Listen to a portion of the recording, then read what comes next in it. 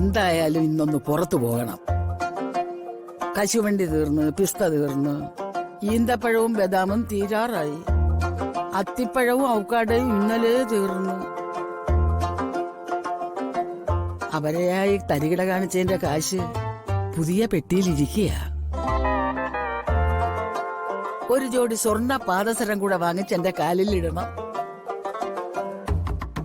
കയ്യിലൊരു ബ്രേസ്ലെറ്റ് കൂടി ആയാലോ?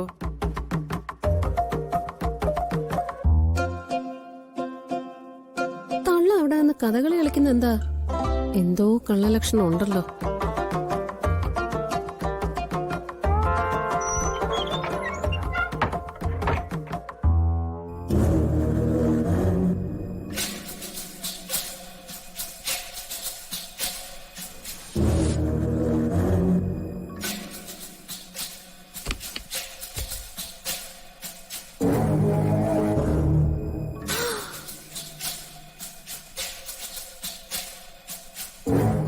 ഒരു ഇലക്ഷൻ കാലത്ത് ഇങ്ങനെയൊക്കെ വേലകളുണ്ടെന്ന് ഇപ്പോഴല്ലേ അറിയുന്നത്.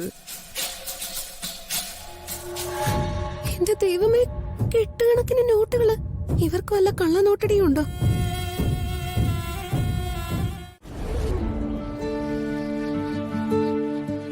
എന്റെ കൃഷ്ണ ഭഗവാനെ, ഞങ്ങളെല്ലാം അവിടുത്തെ തിരുമുന്നിൽ സമർപ്പിച്ച് പ്രാർത്ഥിക്കുന്നു.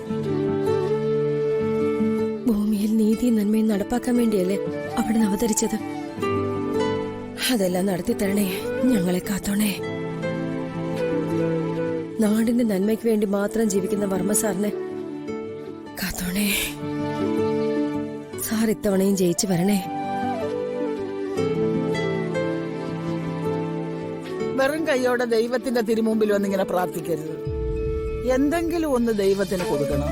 കാശ് കൊടുക്കാൻ പിശുക്കുള്ളവര് ഒരു പൂവെങ്കിലും ദൈവത്തിന് കൊടുക്കണം.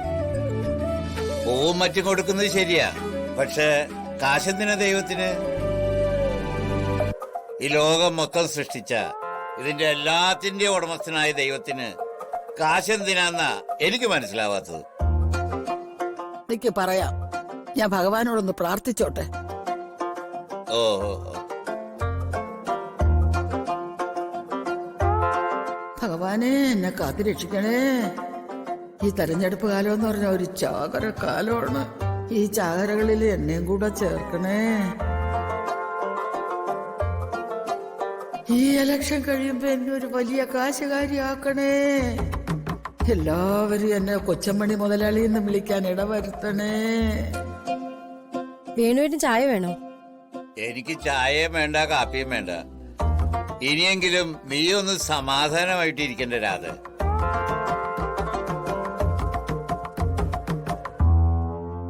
അല്ല, ഭഗവാന് കാശ് എന്തിനാണെന്ന് വേണുവച്ചാൻ ചോദിച്ചില്ലേ? അതെ, ഇതിന്റെ ഉടയവനെല്ലാം അവിടുന്നല്ലേ? അതെ. എന്നാ ചില ദൈവങ്ങൾക്ക് കാശ് വേണം. എന്റെ ദൈവങ്ങൾക്ക് കാശും വേണം, കള്ളും വേണം. ഇതിനു മുമ്പ് അങ്ങനെ ഒരു ദൈവത്തെ ഞങ്ങൾ ഇതുവരെ കേട്ടിട്ടില്ലല്ലോ. അതെ, അത്ര പ്രശസ്തമല്ലാത്ത ഒരു ദൈവ എന്റെ മൂർത്തി ശിങ്കിടി മുങ്കൻ. ഞാനൊന്ന് കണ്ണടച്ച് പ്രാർത്ഥിച്ചാ മതി, ആ സെക്കൻഡിൽ ഭഗവാൻ എന്റെ മുമ്പിൽ വരും.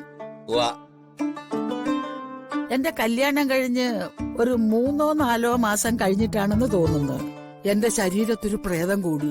പ്രേതോ? ആ, കെട്ടിത്തൂങ്ങി ചത്ത ഒരു ആനക്കാരന്റെ പ്രേതോ കൂടിയത്.